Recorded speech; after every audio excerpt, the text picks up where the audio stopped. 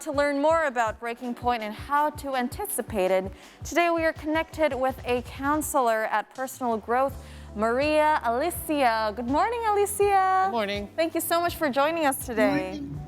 Now, Alyssia, first of all, maybe breaking point isn't too familiar with us. Some of us may not really know what it is. Could you maybe explain to us what is meant by breaking point and what factors can actually drive a person to get to this certain point?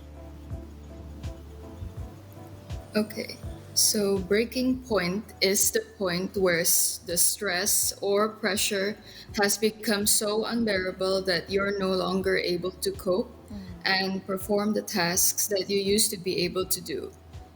And because of this, we all have different breaking points. So there's two ways that people can reach it.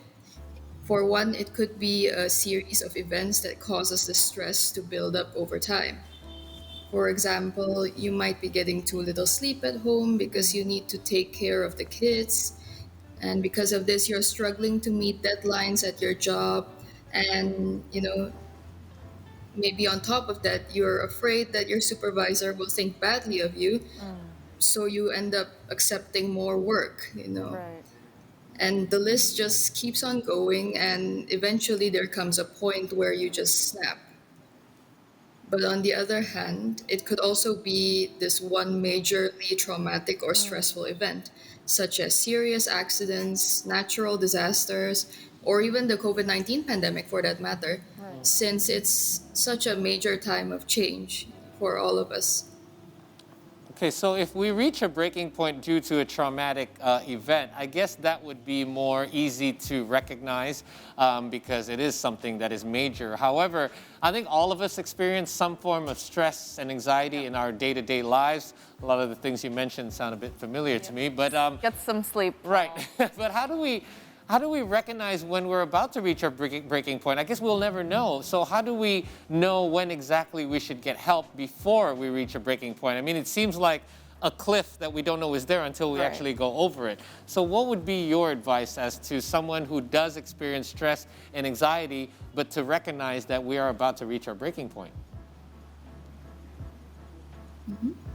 So you mentioned stress or anxiety, which are really important aspects of reaching our breaking point because when we avoid stress or anxiety for a prolonged amount of time and don't take the appropriate steps to address them, then stress and anxiety can lead us to our breaking point. So when we hit our limit, one of the things we might notice is that we're more easily triggered. Right. We're so irritable that even the smallest things can set us off. Or, in contrary, we might end up not caring about anything at all. We feel like an empty shell of ourselves, and the things we used to enjoy no longer interest us anymore. You might notice that a lot of this are similar to symptoms of clinical depression, and that's because breaking points can lead to clinical depression eventually. You'll also likely notice that different parts of your life are being affected by this. For example, your performance at school or work will suffer, and you have a difficult time maintaining relationships with other people. Now, in an ideal world, no one should wait until they've well and truly broken down to get help. Right. But, societal norms likes to shame us for feeling bad. And the guilt and sense of failure prevents a lot of people from reaching out. It's normal, at the end of the day to experience ups and downs. So the second you feel like things aren't working out, or you even just need some clarity to your mind, then go and get help.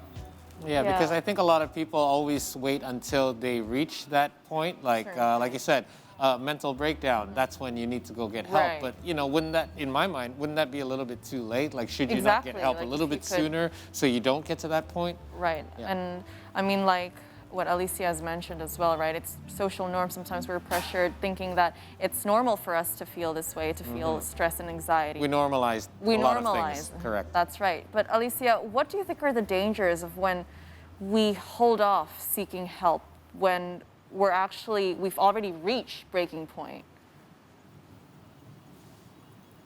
Well, ignoring the fact that we need help, that we've hit our breaking point, is almost like we're, in a car and we're pretending that the check engine light isn't on or that there isn't excessive smoke coming from the exhaust. Right. At some point, that car is going to stop running. Right. The same principle applies to people as well. If we stay in denial and continue exposing ourselves to overwhelming amounts of stress, Yeah. we're going to feel like we've totally lost control and end up shutting down. That's when we might experience clinical concerns like frequently detaching ourselves from reality, to even causing serious harm to ourselves or to other people. We might also end up using unhealthy coping mechanisms such Right. as alcohol or drugs to escape the pain. That's why it's so important to put a stop to it and acknowledge our internal experiences before the worst outcomes can happen. Right. Right. So this is if we try to cope with this stuff ourselves, but sometimes it's not we ourselves that are experiencing this stress and anxiety. Sometimes we recognize that other people in our household are going through this as well. So what is our responsibility when we recognize that someone we love or somebody in our household is actually starting to reach their breaking point, or worse, have reached their breaking point? Right. What should we do to lend our support and to help them out of it? Well, one of the best things we can do to help is to first be mindful of the red flags that our loved ones or just other people in general might not have noticed in the first place.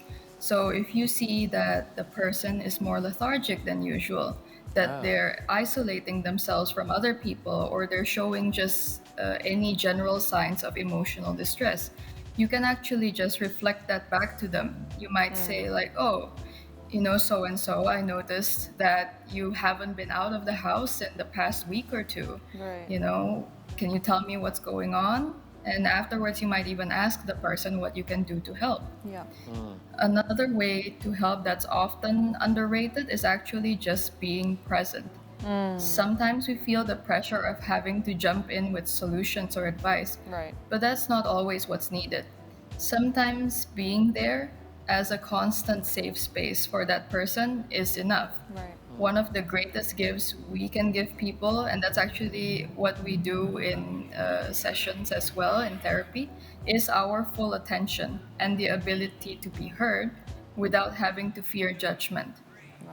And finally, if we see the opportunity to help them in a more practical sense, then that would be the perfect way to take some load off the person Right. so they have a little more room to breathe. Right. For couples, you might offer to take over some chores so your partner can get more rest. For friends, you might remind them to take breaks at work, or you would offer to eat out together with them.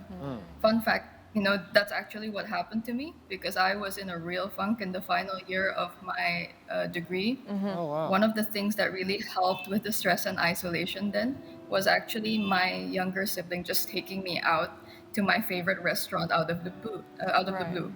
Right. So even if it feels like a small gesture, these means a really lot, simple yeah. acts can do a lot, to give our loved ones more energy to cope. So sometimes it's not a matter of like looking for red flags or, checking to see if someone's okay. Sometimes it's just like Be being a there. nice person and just Yeah. being a good friend or a And good, checking good in on sibling. someone can go a Yeah, long way. just like, hey, let's go out for lunch. You don't realize the impact of that. Maybe for you, it's just, Totally. hey, you want to catch up with a friend. But maybe for for them, them- it's like such a big relief or a stress reliever, a valve perhaps. Yeah. Now, Alyssia, obviously, some breaking points can differ for a lot of people. For some, it may just be, trying to handle the stress and anxiety that comes from day-to-day life or maybe work. But for some, it can be a huge event that has happened, someone close to them passing away, or maybe even a breakup. But how can people heal or say recover from these breakdowns or breaking points?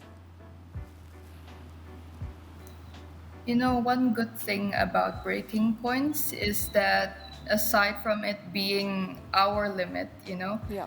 it's also our wake up call to tell us that it's time to Right. change. And I'd say that from my experience, people tend to be a lot more resilient than they give themselves credit for. If you're already watching or listening to this broadcast, you've probably already experienced times in your life Right. when you encounter challenges and you bounce back. With breaking points, it's just going to take a lot more time, a lot more effort and practice to work through it. It will also likely involve the help of other people, as you mentioned, like us Right. professionals, along with friends and family. But if you've gone through any difficulties, that means that you've done it, no matter how small you think those obstacles were.